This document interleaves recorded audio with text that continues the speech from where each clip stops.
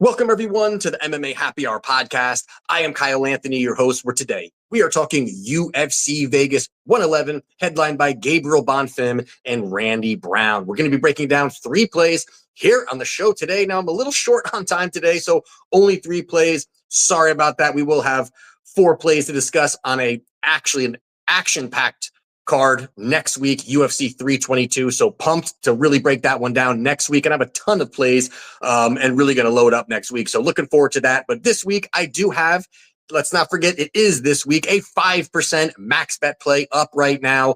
Really running hot right now, 12-2 on our client play run and seeing the board well. But with that said, last weekend, Isaac Delgarian throwing the fight costed us a winning bet. Also costed us the hero parlay, which was kind of crazy. And Antidelia, a fight that thought we won, then we lose.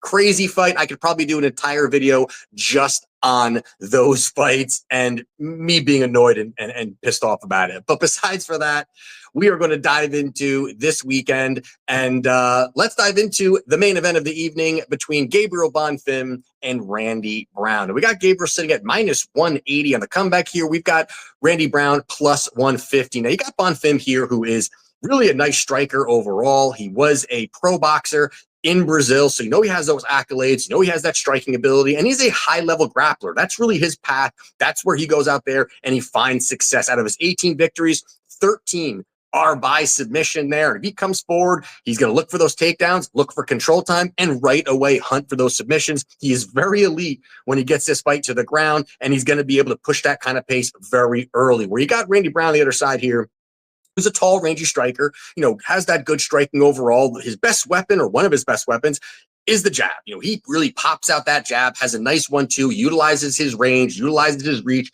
very well. And he does have some nice footwork, and he is technical. But the issue for him here in this spot is the fact that he really prefers to fight off the back foot. And the issue there is the fact that, you've got Bonfim, who's going to be very aggressive, who's going to come forward, crash the pocket, be aggressive, stay in your face. And that's where Randy Brown doesn't really like. He doesn't like pressure. He likes to really work in space, utilize his striking, utilize the front kicks, utilize his reach and his length. And if he can't do that, he really starts to melt and starts to have some issues there. And that's really where I think Bonfim can find success here, because the path of least resistance here, no doubt, is looking for those takedowns. I don't really think Bonfim is going to look for, a 5-round kickboxing match. He's going to need to get this fight to the ground. And Brown does have a decent takedown defense, sitting around 70%. But the issue is that once he's taken down, he struggles getting up. He's like a turtle on his back. He has no real idea how to get back to his feet. It could be his length, the size that he does have, where he,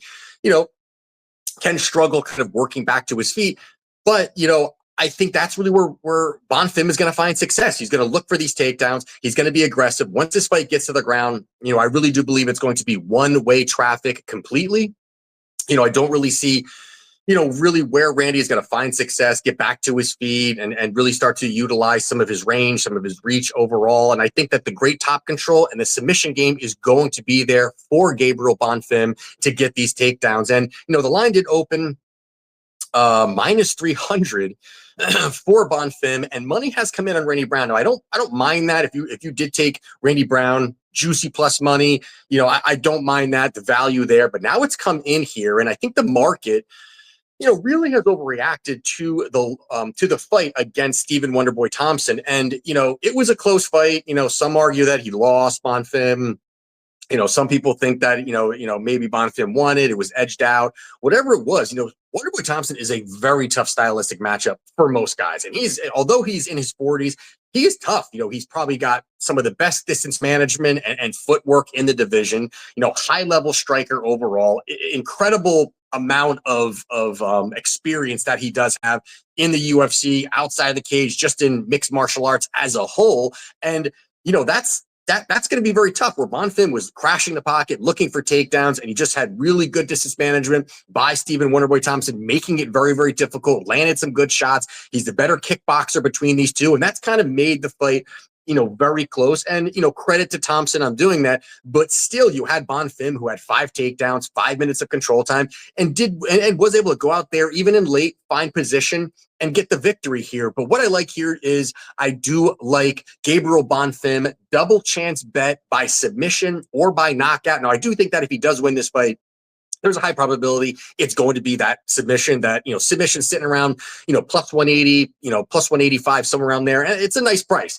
But I don't mind adding in the points here because, out of the last 3 fights for Bonfim, 2 of them went to the judges' scorecards. And, as Bonfim is facing tougher opponents, he's not going to run through everybody. Can he do it here? Absolutely. Early on, he could look for those takedowns, get submission. We would still cash. But I think that if this fight starts to extend, which I do think Randy Brown wants, it's going to be a little bit closer, but I do think he wins on the judges' scorecard. So it kind of protects the bet here. I do like him. Out of his 18 victories, 13 are by submission, 2 are by decision here. So I think this is a spot here where the knockout probably won't happen. And the last knockout that Bonfim had was back in 2021 in LFA. So give me Gabriel Bonfim, double chance submission or points at minus 115.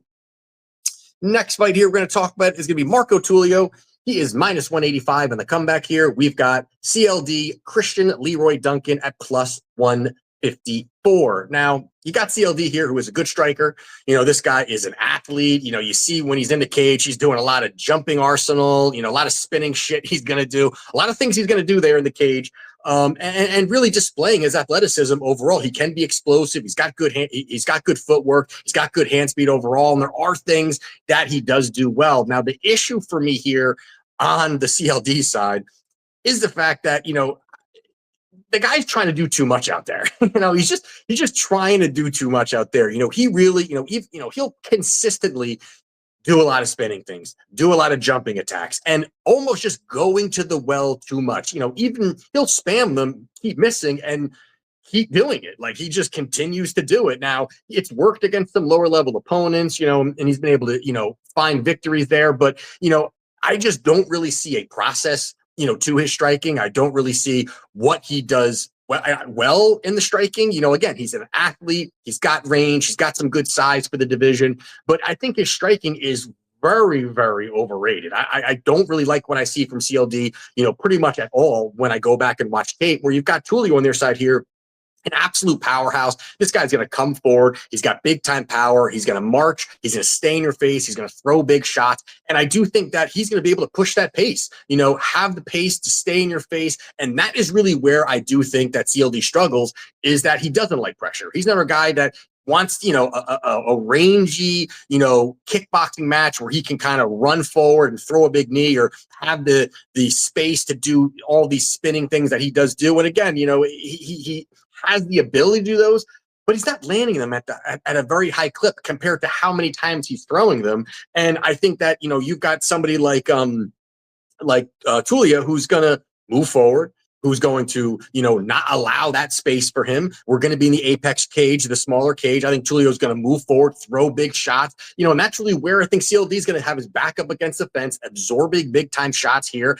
And that's where I think there can be some big time problems where he's going to really hurt CLD in those spots overall, because the power advantage is massively, massively in favor of Marco Tulio, and CLD is more of death by accumulation. He's going to land some nice shots. He's going to keep mixing it up and really just kind of pour it on you in that manner. But overall, CLD does not fight to an optimal game plan. As the fight goes on, he gets sloppier and sloppier as the fight goes on. And I don't really see much upside to him in this fight here. And you got Tulio now, who is a finisher. Out of his 14 victories, 13 come inside the distance there. 10 are by knockout. But this is kind of the same thing I just talked about here, playing a little bit of the safer play here, because the knockout is around, plus 260, I think, or something like that. But you've got, a spot here where inside the distance, submission or knockout is at plus 180. And I'm comfortable with that here, because I do believe that the knockout can come if he moves forward. But I do think the fact that, if CLD is on his bike, if he is running away and doing, that kind of thing where he's just trying to, run away and keep the space, Tulio may just look for takedowns. He's strong enough. He's going to have the strength and physicality advantage. Look for those takedowns. Look to get the opportunity to get top control. And if he does, I think he can ground and pound him. I think he can start hunting for a submission there, because he has that ability to do that here. So overall, I do like Marco Tulio to get the job done here inside the distance at plus 180.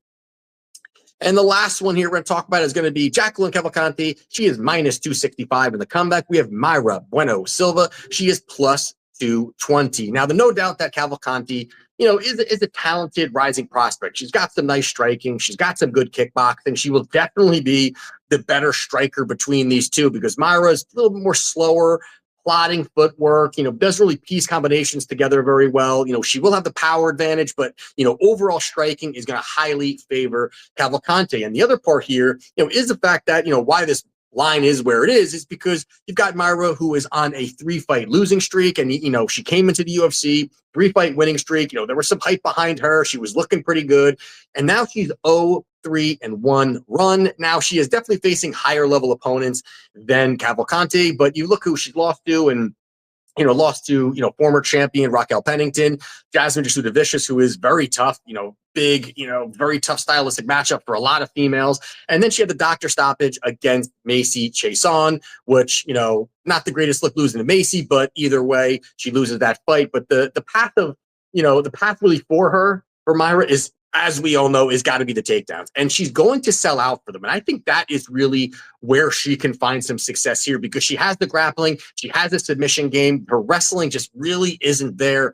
29% takedown accuracy, not the greatest. But I do believe she is going to test that takedown defense. And she's going to really just see how good it is because that is her path. And I think that she crashes the pocket, looks for takedowns. Now, even lesser females have taken down Cavalcanti in the UFC, and the strength of schedule highly favors Marya Bueno Silva because, who she has faced. And I would say this is a step down in competition for Marya, while it's a step up in competition for Cavalcanti. Although Cavalcanti just, obviously she's a newcomer. She hasn't had the chance to really fight these higher level opponents. It's still a step up in competition, and we're sitting at a minus 265 price tag. Does feel a little bit wide there, but you look at really, her last few fights, one of the fights I thought was a red flag was the fact she went life and death with Nora Cannoli. Now, Nora Cannoli is not very good. And she was 55 on significant strikes landed. And it was Nora who did have a takedown with 4 minutes of control time, which I think if Nora can get a takedown, I do think there's opportunity there for Marya to find that takedown. And even Julia Vila, who is not very good also, was able to go out there and get a takedown. She lost, but still it shows a path that is available. And Jacqueline, she is 4-0 in the UFC. 2 of those come by split decision, very close margins there. One of them was against Nora Cannoli, which is, again, you should really be blowing out Nora Cannoli if you're going to be anything, I think, in the UFC. And I think that takedown defense is going to be tested. It's going to be interesting to see how that plays out. But I think this line is wide here. I think the fight plays out much closer. And this line does indicate here. And you're looking at Marya at plus 225. I like this. I think the value is purely on her side here. So I'm going Marya Bueno Silva to get the job done at plus 225. There you have it for my plays for UFC Vegas 111. If you want to become a client, link down in the description. Again, I have a 5% max bet play up. Right now, we're on a nice 12-2 run on client plays. We've cashed 5 of 6 events. We're on a run here. We got to keep it going. And we'll be back next week with an action-packed show because it's stacked. It's just stacked. I love it from a betting perspective. So we'll discuss that next week. Let's get it done this week, and let's cash.